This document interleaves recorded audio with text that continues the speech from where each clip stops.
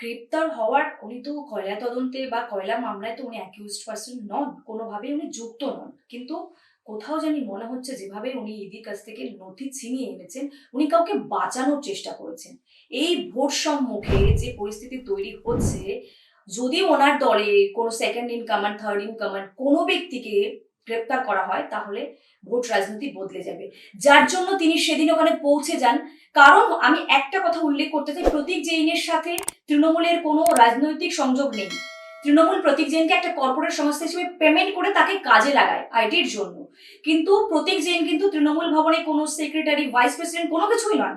তাহলে তাকে বাঁচানো মমতা ব্যানার্জির উদ্দেশ্য নয়। প্রতীক জৈনের কাছে থাকা নথিতে, তথ্যতে এমন কোনো ব্যক্তির নাম ছিল, এমন কোনো ব্যক্তি ফেঁসে যেতে পারে, যার জন্য মুখ্যমন্ত্রী মমতা বন্দ্যোপাধ্যায় সেখানে পৌঁছে যান। প্রতীক জৈনের ব্যবহৃত ব্যক্তিগত ফোন তিনি নিয়ে চলে আসেন।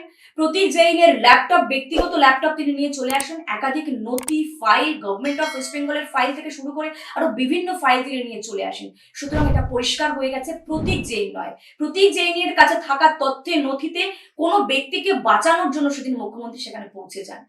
বোঝা যাবে এটা যখন আদালত হস্তক্ষেপ করবে, যখন ইডি হয়ে সিবিআই তদন্ত করবে, তখন বোঝা যাবে যে সেই ব্যক্তি কে ছিলেন। তিনি কি মমতা বন্দ্যোপাধ্যায়ের ঘনিষ্ঠ কেউ?